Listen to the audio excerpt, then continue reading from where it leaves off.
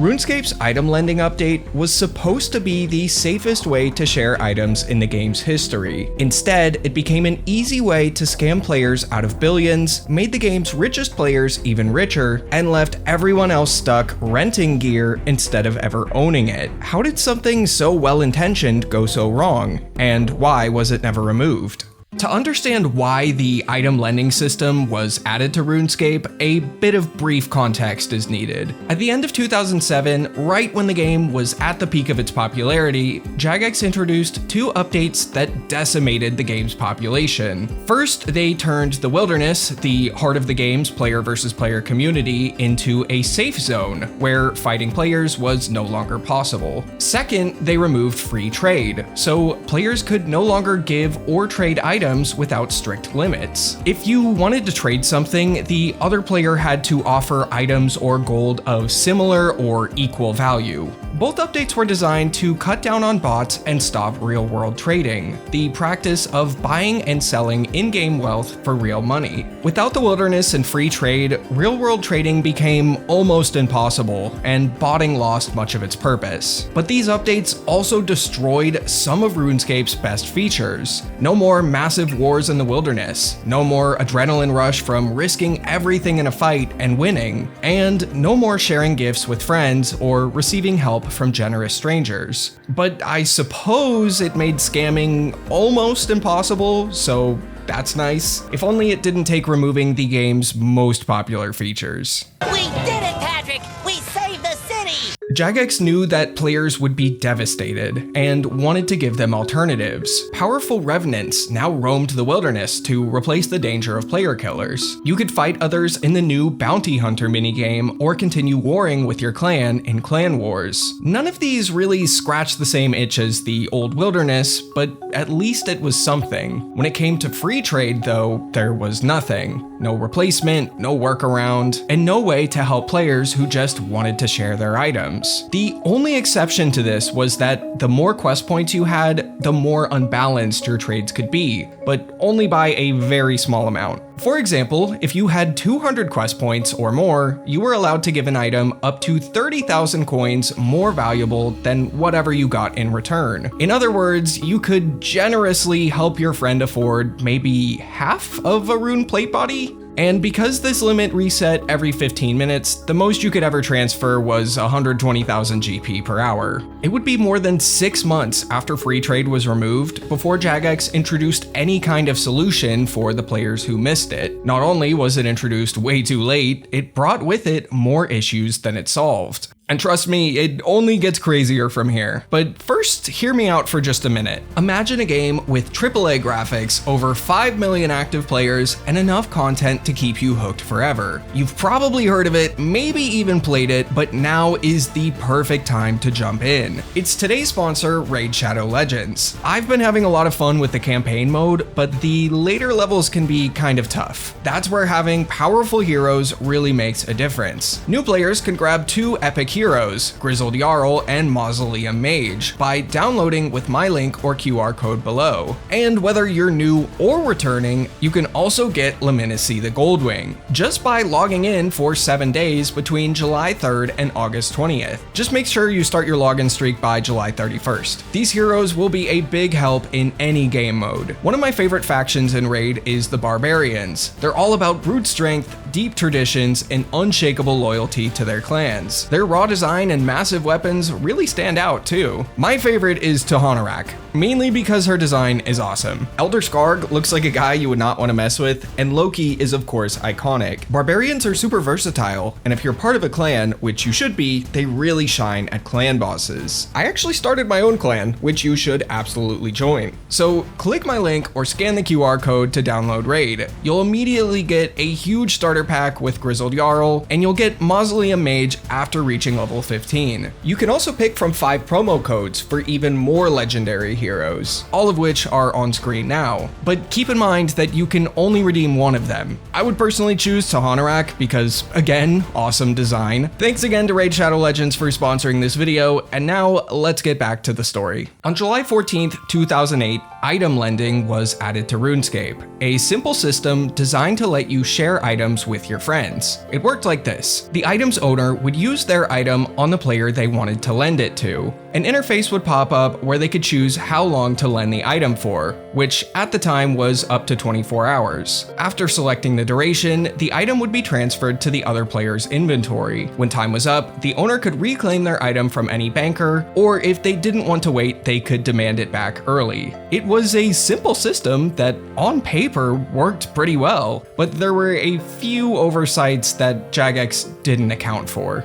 Most of these oversights were pretty silly. For example, if an item's owner loaned a piece of headgear like a party hat and then reclaimed it from a banker, it would instantly turn the borrower bald. Or if a player was wearing a borrowed item and opened the player-owned house options menu and the owner demanded the item back, the borrower would still appear to be wearing it until they clicked something. It was a pretty handy trick for anyone who wanted to stand around the Grand Exchange all day looking cool without actually paying for a full day's loan, until they misclicked by mistake. The biggest oversight at the time, however, wasn't a glitch. It's that Jagex, for some reason, didn't expect players to use this system to make money, and as a result, didn't design it for that. Instead of loaning items to their friends for free, players would go to the Grand Exchange and advertise that they were loaning out their items for a small fee. The borrowers would trade the item's owner some GP to borrow the item, and then the item's owner would loan it out to them. The problem with this is that the borrower would trade the GP over first and hope that the item's owner didn't scam them. Once the item's owner had the GP, they could just teleport away with the borrower's money and not loan them the item. Or if we're getting really high level, a scammer could borrow an item from another player and pretend that they're the real owner of that item. For example, a scammer could borrow a blue party hat, equip it, and then start advertising that they were loaning it out. Players would trade over their money, and the scammer would hop worlds and repeat the scam. However, this wasn't super widespread because remember that there was a trade limit in place. Realistically, item owners could only charge item borrowers about 30,000 GP at the most, and that's if they had enough quest points for the trade to be that unbalanced. Players would eventually find much more dangerous scams using the lending system, but we're not quite there yet. In the meantime, item owners were looking for ways to make more than just 30,000 GP from lending out their items. As you probably know, RuneScape players are incredibly inventive, so they quickly found a workaround to make boatloads more. Item owners would pad their trades with junk items, things the Grand Exchange valued highly, but were practically worthless and easy to obtain for much less than their Grand Exchange price. Junk items were usually things with very low demand but extremely high supply, like unstrung short bows or poisoned arrows. Because the Grand Exchange still showed them as valuable, they were perfect for inflating the total trade value. If an item's owner wanted to charge 1,000,000 coins to loan out their blue party hat, they'd just add 1,000,000 coins worth of junk to the trade, and the borrower could pay them the full amount with no issue.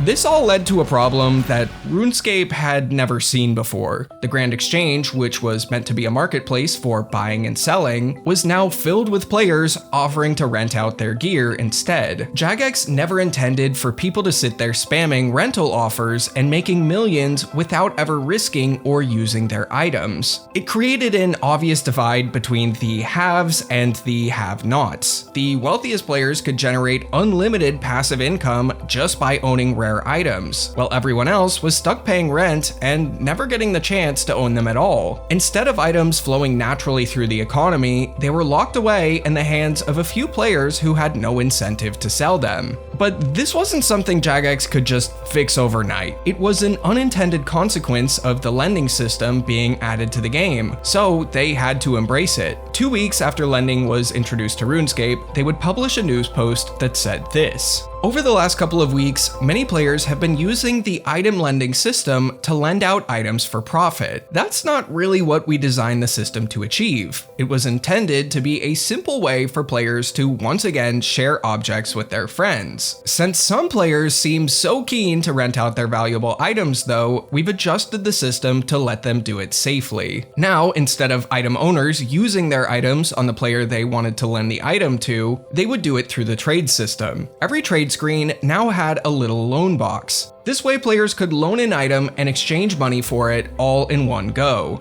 This system worked quite well and would quickly fuel the growth of the new item lending market. As the ease to lend items increased, item lenders would become much more organized. They would all start to gather in the northwest corner of the Grand Exchange on World 2, so it would be simple for customers to find them. If you had the right items, you could now easily make millions of GP every day, basically doing nothing but spamming. Over the next few years, the lending system wouldn't receive any major controversies, but in 2011, some big changes came to RuneScape that would bring lending back into the spotlight. On December 17, 2010, then CEO Maud Mark Gerhard would make a news post simply titled "Wilderness and Free Trade Vote." In the post, he acknowledged that removing free trade in the wilderness back in 2007 had taken away something special from RuneScape. Despite all of the alternative content Jagex had added to replace them, he explained that while these changes helped fight bots and real-world trading, many players still felt the game had lost its soul. So he announced a community vote to decide whether to bring back free trade in the original wilderness, fully aware it would reopen the door to many of the same problems they had before.